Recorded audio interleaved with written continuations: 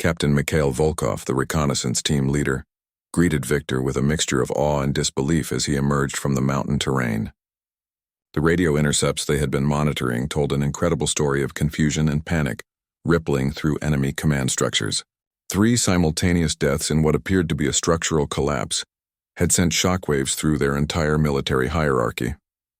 The enemy radio traffic has been chaotic for the past 2 hours, Volkov reported as they began their journey back to friendly territory.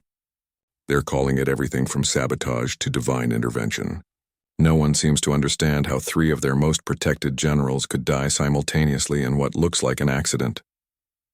Victor remained silent about the technical details of his shot, following security protocols that restricted such information to the highest levels of command. Even among his own extraction team, the true nature of what had occurred would remain classified. The official record would describe a successful elimination mission, but the methodology would be buried in files that few people would ever be authorized to read. As they moved through the darkness, enemy searchlights swept the mountains behind them. Patrols had been dispatched to search for any sign of hostile activity, but their efforts were focused on the immediate area around the monastery. The idea that a sniper could have operated from nearly 2 kilometers away seemed too far-fetched to warrant serious investigation. Victor's impossible shot had been so unlikely that it provided its own cover story. The journey back to headquarters took 18 hours of careful movement through territory that crawled with enemy forces. Victor's team used every available technique to avoid detection, moving during weather fronts that masked their heat signatures, following stream beds that confused tracking dogs, and utilizing natural terrain features that provided concealment from aerial reconnaissance. Radio intercepts continued to paint a picture of unprecedented chaos within enemy command structures. The 3 dead generals had been central figures in coordinating major offensive operations planned for the following month. Without their leadership and expertise, these campaigns would face significant delays while replacement commanders were identified, briefed, and positioned. Military historians would later estimate that Victor's single shot delayed enemy offensive operations by at least 6 weeks. General Heinrich Müller's death created immediate problems for enemy armored divisions. His tactical innovations had revolutionized tank warfare on the Eastern Front, and no other commander possessed his unique combination of technical knowledge and battlefield experience. Tank units that had been operating at peak efficiency under his leadership would struggle to maintain their effectiveness while new commanders learned systems that Müller had spent years developing. The loss of General Klaus Weber was equally devastating to enemy psychological warfare operations. His carefully crafted programs for breaking civilian and military morale had been personally supervised by him down to the smallest details. The psychological operations manual that existed only in Weber's mind would die with him, forcing enemy forces to rely on less sophisticated and far less effective tactics. General Franz Richter's death posed the most immediate strategic problem for enemy forces. His logistical networks were so complex and personally managed that other officers would require months to understand how supplies were being moved across thousands of kilometers of hostile territory. Critical supply lines would face immediate disruption as commanders struggled to maintain systems they didn't fully comprehend. Victor's extraction team finally reached friendly lines as dawn broke over the mountain peaks. The debrief that followed would become legendary within intelligence circles, though its details would remain classified for decades. Senior officers who had considered the mission impossible listened in amazement as Victor described the mathematical precision required to eliminate 3 targets, with a single shot fired from nearly 2 kilometers away. The specialized ammunition that had made the shot possible was immediately classified at the highest levels of secrecy. Military scientists who had developed the delayed action explosive rounds found their work transferred to programs so sensitive that even their existence was denied by official sources.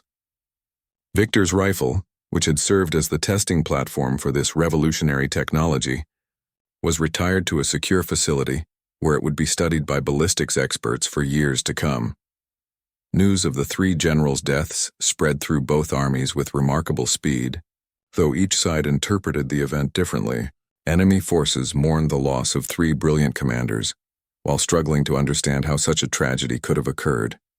Friendly forces celebrated a strategic victory, while marveling at what appeared to be an impossible coincidence that had eliminated three of their most dangerous opponents. Victor was awarded the highest military honors that his country could bestow, though the ceremony was conducted in complete secrecy, with only a handful of the most senior officers in attendance. The medal citation described his actions in deliberately vague terms that conveyed the importance of his achievement without revealing any operational details that could compromise future missions. The strategic impact of Victor's shot continued to unfold over the following weeks and months. Enemy offensive operations that had been scheduled for early implementation were postponed indefinitely as replacement commanders struggled to reconstruct plans that had existed primarily in the minds of the three dead generals. Supply lines that Richter had personally managed began to suffer from inefficiencies and delays that cascaded through the entire enemy logistics. Network intelligence analysts would later estimate that Victor's single shot shortened the war by several months, saving thousands of lives on both sides. The three generals whose deaths he had caused were irreplaceable assets, whose combined expertise had been central to enemy strategic planning. Their simultaneous elimination created a leadership vacuum that enemy forces never fully recovered from. Victor returned to active duty after a brief period of rest and recuperation, but he would never again attempt a shot as impossible as the one he had achieved at the monastery. The combination of perfect conditions, revolutionary ammunition, and mathematical precision that had made his success possible was unlikely ever to align again.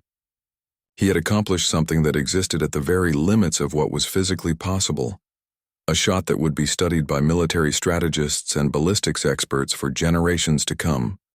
Victor's world contracted to a single point of perfect focus. The crosshairs of his scope centered on the ancient stone pillar directly behind where the three generals stood, a calculation point that would allow for maximum effect from his specially designed ammunition. His breathing stopped entirely, his body achieving the absolute stillness that only masters of the sniper's art could attain. Time seemed suspended between one heartbeat and the next. The rifle fired. The sound echoed across the mountains like thunder, but Victor was already in motion before the echo faded.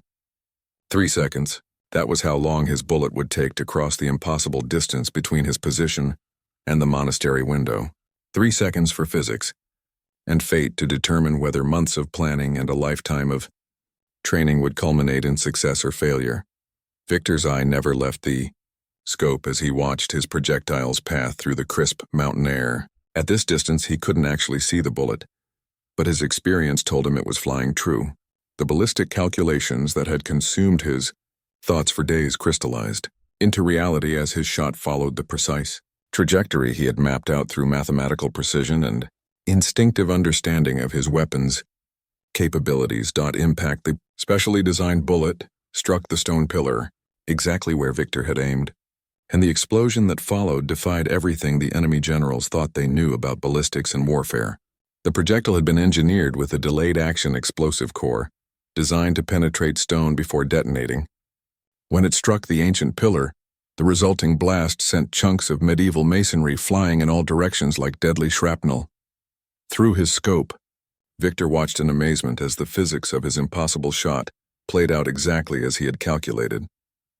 The stone fragments created by the explosion flew outward in a perfect pattern, striking all three generals simultaneously.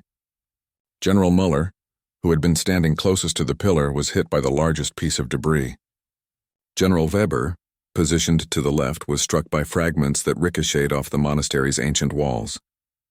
General Richter, slightly behind the others, was caught by smaller pieces that nevertheless proved fatal at such close range. The explosion lasted only seconds, but its effects were devastating and immediate.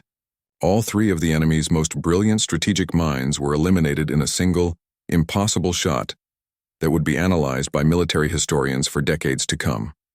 Victor had accomplished something that violated every conventional understanding of sniper warfare, killing 3 separate targets with 1 bullet by using the environment itself as a weapon. Chaos erupted in the monastery courtyard as bodyguards and staff rushed toward the building. Victor could see them through his scope, running in panic toward the source of the explosion.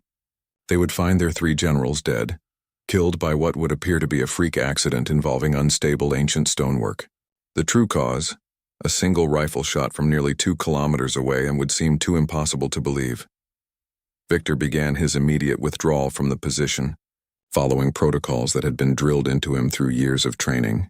Every piece of equipment was packed with mechanical precision, leaving no trace of his presence on the rocky ledge. The empty shell casing from his shot was retrieved and secured, forensic evidence that could never be allowed to fall into enemy hands. The descent from his shooting position was treacherous, requiring all of Victor's mountaineering skills to navigate safely. Each foothold had to be tested, each hand grip verified before committing his weight. One wrong move would send him tumbling into the abyss below, eliminating the only witness to what had just occurred. The rocky terrain that had provided perfect concealment for his shot now threatened to claim his life during the escape. Radio silence continued as Victor made his way toward the extraction point, 6 kilometers through hostile territory to where a reconnaissance team waited with transportation back to friendly lines. Intelligence protocols demanded that he remain completely isolated until he could be debriefed by officers with sufficient security clearance to understand the implications of what had just happened. As Victor climbed down the mountain face, his mind was already processing the strategic impact of his success. 3 of the enemy's most capable generals had been eliminated simultaneously, creating a leadership vacuum that would ripple through their entire command structure. Operation plans that had been months in development would have to be scrapped or significantly modified. Supply lines that Richter had carefully organized would face immediate disruption. Psychological warfare tactics that Weber had pioneered would lose their most effective advocate. The specialized ammunition that had made this shot possible represented a breakthrough in military technology that few people even knew existed. The delayed action explosive core had been developed in secret laboratories by scientists who understood that conventional warfare sometimes required unconventional solutions. Victor's rifle had been the testing platform for ammunition that could turn the environment itself into a weapon. Behind him, smoke rose from the monastery as enemy forces rushed to respond to what they believed was an accident. Victor knew that investigations would focus on the structural integrity of the ancient building, searching for explanations that involved deteriorating medieval construction rather than impossible marksmanship. The truth would be buried in classified reports that might not see daylight for decades. The psychological impact on enemy forces would be as significant as the strategic loss. 3 of their most respected leaders had died simultaneously in what appeared to be a random accident. The enemy soldiers who had looked to these generals for leadership and inspiration would now face the unsettling reality that even their most protected commanders were vulnerable to forces beyond their control. Victor's extraction point came into view as the sun began to set behind the mountain peaks. A small team of reconnaissance specialists waited in a concealed position, their radio operator maintaining communication with headquarters through encrypted channels. These men had been monitoring enemy radio traffic since the explosion, gathering intelligence about the confusion and panic that Victor's shot had created within enemy command structures. At 15:34 hours, Victor's scope finally revealed what he had been waiting for.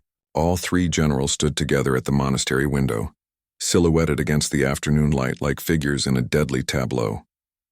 They were studying a large map spread across the oak table, their heads bent close together in animated discussion. This was the moment intelligence had promised, the brief window when fate would align the stars for an impossible shot. Victor's calculations had been running through his mind like a mantra for 3 days. Wind speed northeast at 6.2 kilometers per hour. Temperature -4 degrees Celsius. Barometric pressure falling slightly due to an approaching weather system. Bullet drop over 1847 meters, approximately 7.3 meters. The Coriolis effect at this latitude would push his shot approximately 15 centimeters to the right. Every variable had been measured, analyzed, and incorporated into mental calculations that represented the pinnacle of ballistic science. The modified ammunition in his rifle was a masterpiece of military engineering. Each bullet had been handcrafted by specialists who understood that normal rounds would never suffice for this mission. The projectile was longer and heavier than standard issue, designed to maintain stability over extreme distances. Its ballistic coefficient had been optimized through wind tunnel testing, and the explosive tip contained enough force to achieve the impossible result that this mission demanded. Through his scope, Victor could see General Mueller pointing at something on the map with his index finger. The gesture brought all three heads closer together, creating the perfect alignment that Victor had been visualizing for weeks. They stood in a triangular formation with Mueller at the front, Weber to his left, and Richter slightly behind and to the right. The distance between them was less than 2 meters, close enough for what Victor had planned.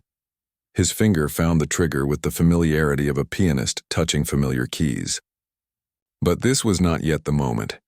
Victor's training had taught him to wait for the perfect convergence of opportunity and certainty. One factor remained unpredictable: the exact positioning of his targets at the moment of bullet impact. At this distance, his projectile would take nearly 3 seconds to reach the monastery window. In 3 seconds, the generals could move, shift position, or step away from the window entirely. Victor watched their body language, studying their movements like a behavioral scientist. Mueller gestured broadly when making points, his artificial leg requiring him to shift his weight frequently. Weber was more stationary, but he had a habit of stepping back when considering strategic options.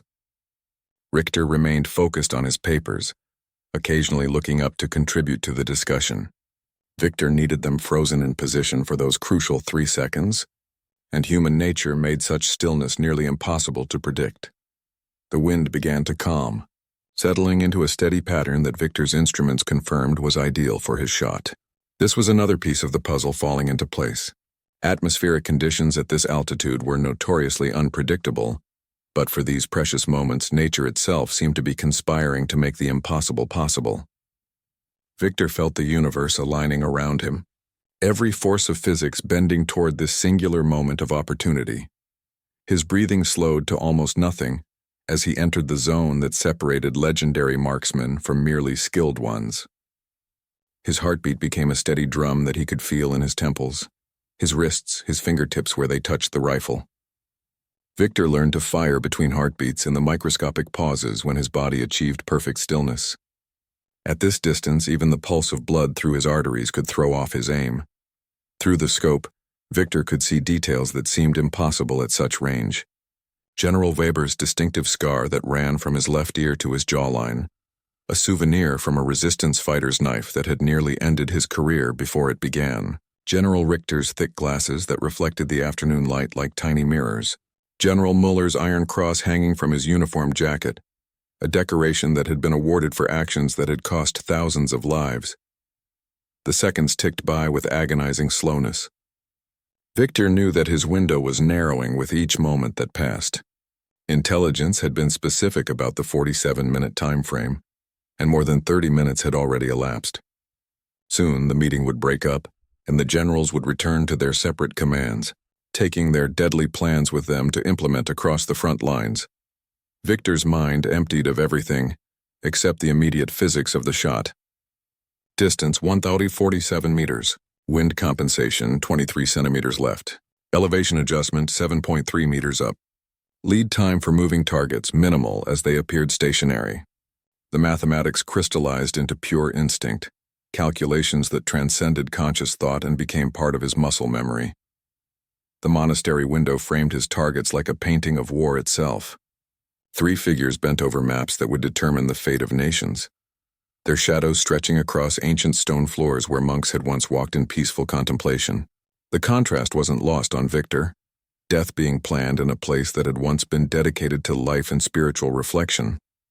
A slight movement caught Victor's attention. General Mueller was reaching into his jacket pocket, probably retrieving his pocket watch to check the time. This small action would shift his position slightly, and Victor's trained eye could see that it would create an even better alignment for the shot he had planned. Sometimes fate offered gifts to those patient enough to wait for them. Victor's finger tightened on the trigger, taking up the slack with practiced precision. The rifle had been perfectly zeroed, every component checked and rechecked until it functioned like an extension of his own body. The scope's crosshairs settled on their target point, the exact location where his calculations indicated the bullet needed to strike to achieve what everyone said was impossible. The first vehicle appeared on the mountain road at exactly 14:23 hours, its black silhouette cutting through the afternoon haze like a predator stalking prey. Victor's pulse quickened as he watched through his scope, but his breathing remained controlled and steady. This was the moment intelligence had promised, the convergence of fate and opportunity that might never come again. General Heinrich Müller emerged from the armored staff car, his tall frame unmistakable even at this distance. Victor had studied photographs of this man for weeks, memorizing every detail of his appearance.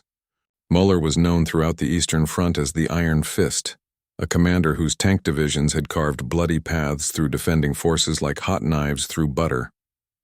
His tactical genius had turned the tide of 3 major battles, each victory built on mountains of enemy corpses. Through his scope, Victor could see Müller's characteristic limp, a souvenir from a grenade explosion that had claimed his left leg below the knee. The general moved with purpose despite his disability, his artificial limb clicking against the monastery's ancient stone steps. 2 bodyguards flanked him, their eyes scanning the surrounding mountains with professional paranoia. They could search for 1,000 years and never spot Victor's position, camouflaged as it was among the natural rock formations. 15 minutes later, the second convoy arrived. General Klaus Weber stepped into the courtyard like a man entering his own kingdom. Victor's jaw tightened as he observed this architect of psychological warfare, the monster who had pioneered tactics designed to break soldiers' minds before their bodies. Weber's campaigns against civilian populations had become legendary for their calculated cruelty. Entire towns had surrendered without firing a shot, their populations terrorized into submission by carefully orchestrated demonstrations of what resistance would bring. Weber was smaller than Müller, but his presence commanded attention through sheer force of personality. Victor watched him gesture to his subordinates, issuing orders with the casual authority of someone accustomed to absolute obedience. Intelligence reports described Weber as a chess master who thought 7 moves ahead, anticipating enemy reactions and preparing counters for strategies that hadn't even been conceived yet. The wind shifted again, and Victor made minute adjustments to his scope. At this distance, atmospheric conditions could send his bullet dozens of meters off target. The air was thinner at this altitude, which would increase his bullet's velocity, but also make it more susceptible to crosswinds. He calculated trajectory corrections in his head, mathematics that had become as natural as breathing through years of practice. General Franz Richter's arrival came precisely on schedule at 15:07 hours.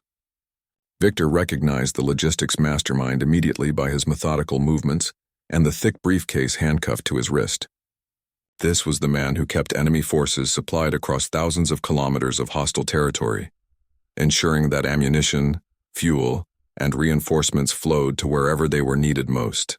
Richter's organizational genius had prevented enemy forces from collapsing under their own logistical weight, turning what should have been a supply nightmare into a model of military efficiency. Victor watched all 3 generals converge on the monastery's main entrance. They moved with the confidence of men who believed themselves untouchable, protected by distance, secrecy, and layers of security that had never been penetrated. Their combined presence represented more strategic value than entire divisions of soldiers. Eliminating all 3 would create a leadership vacuum that could take months to fill, potentially saving countless lives and shifting the balance of the entire front. The monastery had been abandoned for over a century, its walls bearing the scars of time and weather. Intelligence reports indicated that enemy forces had been using it as a secret meeting place for months, confident that its remote location and sacred nature would protect them from discovery. The irony wasn't lost on Victor. These men who dealt in death had chosen a place of former worship for their planning sessions. Through his scope, Victor could see movement in the windows as the general staff prepared the meeting room.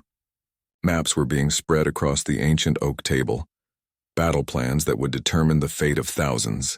Radio equipment was being tested, communication devices that would carry orders to units spread across hundreds of kilometers. The machinery of war was being assembled in a place where monks had once prayed for peace. Victor's breathing slowed to match his heartbeat, entering the meditative state that had become second nature during his most challenging shots. At this distance, the slightest tremor would send his bullet wide of its mark. His body became a living tripod, every muscle perfectly balanced to provide the stability his rifle needed. The scope's crosshairs moved in tiny circles as he compensated for his own biological functions. The pulse in his neck, the barely perceptible movement of his chest as he breathed. Time seemed to stretch and compress simultaneously.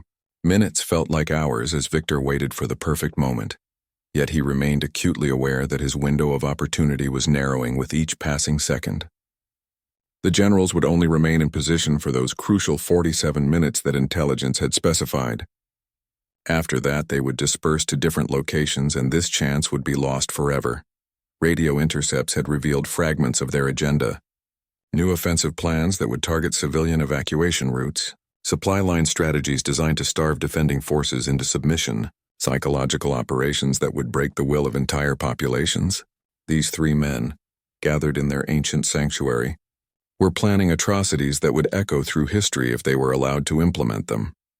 Victor thought of his younger brother Pavel, killed in the first week of the war by enemy artillery.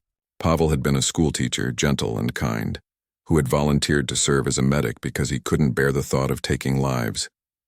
His death had been senseless, random, the result of strategic decisions made by men like the ones now gathering in the monastery below. This shot would be for Pavel, and for every innocent soul whose life hung in the balance. The morning mist clung to the mountains like a shroud, as Sergeant Viktor Petrov adjusted his rifle scope for the 100th time. 3 days he had been lying in this rocky outcrop, waiting for the perfect moment that intelligence promised would come.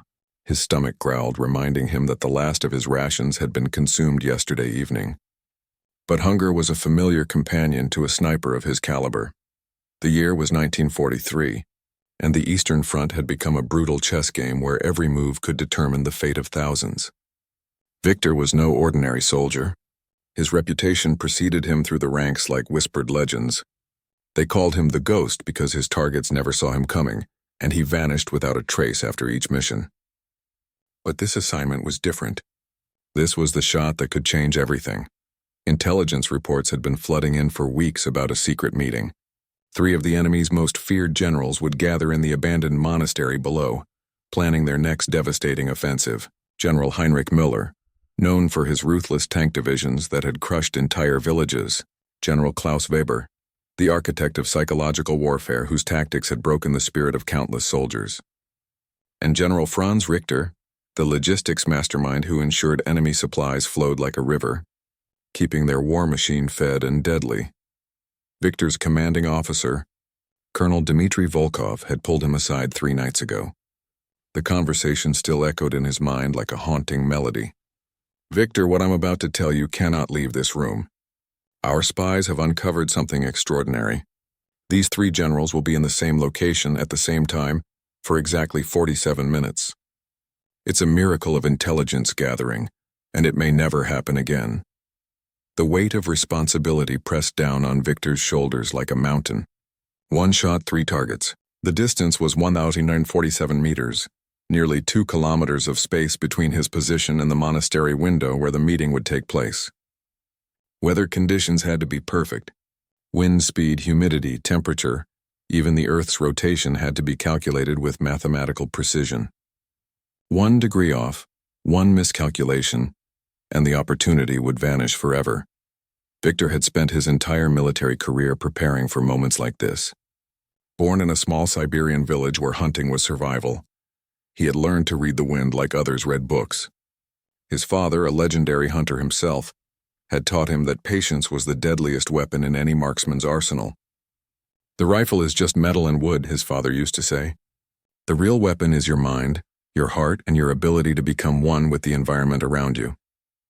Years of training had honed Victor's skills to supernatural levels. He could hit a playing card at 800 meters in complete darkness, guided only by sound and instinct. His breathing technique was so refined that his heart rate could drop to barely 30 beats per minute, making him as steady as the mountains themselves. Fellow soldiers spoke of watching him make impossible shots that defied the laws of physics, bullets that seemed to curve around obstacles to find their targets. But this mission pushed beyond the realm of skill into the territory of miracles. The monastery sat in a valley surrounded by treacherous terrain. The only approach that offered a clear line of sight was this rocky ledge, accessible only by a harrowing climb that had taken Victor 6 hours to complete. 1 wrong step would have meant a fatal fall into the abyss below. Intelligence had provided detailed blueprints of the monastery, stolen at great cost from enemy archives. The meeting room had a single window facing northeast, precisely aligned with Victor's position. According to intercepted communications, the generals would arrive separately and gather around a large oak table positioned directly in front of that window. The timing had to be perfect. They would only be in formation for those crucial 47 minutes before dispersing to different locations across the front. Victor checked his equipment one final time. His rifle, a modified Mosin Nagant that had been specially crafted by the finest gunsmiths in Moscow, bore the scars of countless missions. The scope had been calibrated by scientists who understood ballistics better than most people understood breathing. Every component had been tested, retested, and blessed by whatever gods watched over soldiers in impossible situations. The wind began to shift, and Victor felt the change in his bones before his instruments confirmed it. Northeast, 4 kilometers per hour, with slight updrafts caused by the valley's unique geography. He made microscopic adjustments to his scope, compensating for variables that would have overwhelmed lesser marksmen. The sun's position, the air density at this altitude, even the slight tremor in the earth caused by distant artillery. Everything had to be factored into calculations that existed more in intuition than mathematics. As the hours crawled by, Victor's mind wandered to the families of soldiers who would live or die based on his actions today. Those 3 generals had orchestrated campaigns that left entire regions devastated. Their tactical brilliance had cost hundreds of thousands of lives, and their continued presence on the battlefield meant hundreds of thousands more would perish. The weight of those future souls pressed against his conscience like a physical force. Radio silence had been maintained for 72 hours. Victor was completely alone, cut off from any support or backup. If something went wrong, if his position was discovered, he would face the consequences alone. But solitude was another old friend. In the silence of the mountains, with only the wind and his own heartbeat for company, Victor found the clarity that had made him legendary among his peers. Years after the war ended, Viktor Petrov sat in his small apartment overlooking the city, staring at a letter that had arrived that morning. The official seal indicated it came from the newly established War Archives Department, tasked with documenting the conflict's most significant moments for future historians. They wanted to interview him about what they called the monastery incident, though their letter revealed they had no idea of the true scope of what had occurred. The 3 generals Victor had killed with his impossible shot had become the subject of extensive post-war analysis. Military historians studying enemy tactical evolution had identified the exact moment when their strategic effectiveness began to decline, tracing it back to the mysterious deaths at the abandoned monastery. What they described as a structural collapse had eliminated more strategic knowledge and battlefield experience than entire campaigns had managed to achieve. Victor folded the letter and placed it in his desk drawer with dozens of similar requests from historians, journalists, and military researchers. The true story of his shot would remain classified for decades to come, protected by secrecy protocols that recognized its continuing strategic value. The technology that had made his success possible had evolved into weapon systems that remained vital to national security, making disclosure impossible for the foreseeable future. The psychological impact of the 3 generals' deaths had rippled through enemy forces long after the immediate tactical confusion had subsided. Soldiers who had served under these legendary commanders carried stories of their leadership and tactical brilliance that became part of military folklore. Their simultaneous deaths in what appeared to be a freak accident had taken on almost mythical significance, viewed by many as evidence that the war's outcome had been determined by forces beyond human control. Victor's own military career had continued for several more years, though he never again attempted anything approaching the complexity of the monastery shot. He served with distinction in various specialized units, training younger snipers in techniques that pushed the boundaries of what was possible with conventional weapons. His students learned mathematics and physics alongside marksmanship, understanding that true precision shooting was as much science as art. The medal Victor had received for his achievement remained locked in a secure drawer, accompanied by a citation that revealed nothing about the true nature of his accomplishment. Official records described a successful elimination mission against high-value targets, language so vague that future researchers would never understand what had actually occurred. The 3 enemy generals were listed as killed in action during a structural collapse, victims of an unfortunate accident involving deteriorating medieval architecture. Military technology had advanced rapidly in the years following the war, incorporating lessons learned from projects like the specialized ammunition that had made Victor's shot possible. The delayed action explosive rounds he had used became the foundation for precision guidance systems that would revolutionize warfare in ways that could never have been imagined during the monastery mission. His single shot had opened doorways to military capabilities that would reshape strategic thinking for generations. The monastery itself had been restored after the war, returned to religious use by monks who had no idea of the historical significance their building had played in military history. The stone pillar that Victor's bullet had struck was replaced during renovation, its fragments having been scattered across the ancient floor by the explosion that had claimed 3 of the war's most dangerous mines. Visitors to the monastery today walk through rooms where the course of history was altered by impossible marksmanship. Victor's wartime commanding officer, Colonel Dmitry Volkov, had risen to high rank within the post-war military establishment. They maintained irregular contact through the years, sharing memories of missions that could never be discussed with anyone lacking appropriate security clearances. Volkov's letters often contained subtle references to the monastery incident, acknowledging an achievement that official records would never adequately describe. The 3 enemy generals had been replaced by competent officers, but none possessed the unique combination of skills and experience that had made their predecessors so dangerous. Post-war analysis revealed that enemy strategic effectiveness had never recovered from their loss, suggesting that Victor's single shot had accomplished more than entire divisions might have achieved through conventional operations. The ripple effects of their deaths had influenced tactical decisions and strategic planning throughout the remainder of the conflict. Victor's rifle, the weapon that had delivered the impossible shot, resided in a classified facility where ballistics experts continued to study its performance characteristics. The modifications that had been made to enhance its accuracy over extreme distances had become the foundation for sniper weapon systems that remained classified decades after their development. Future generations of marksmen would benefit from innovations tested during Victor's mission, though they would never know the origins of the technology they used. On quiet evenings, Victor would sometimes calculate the physics of his monastery shot, running through the mathematical equations that had made success possible: wind compensation, bullet drop, atmospheric conditions, target movement prediction, all the variables that had aligned for those crucial 3 seconds when the impossible became reality. The calculations had become second nature, embedded in his memory like a mathematical poem that described one perfect moment when skill, preparation, and fate had converged. The letter from the War Archives Department remained unanswered in Victor's desk drawer, alongside requests from researchers who would never understand the true significance of what they were investigating. History would record the deaths of 3 enemy generals as an unfortunate accident, never knowing that their elimination had been accomplished through marksmanship that pushed beyond the boundaries of what anyone had thought possible.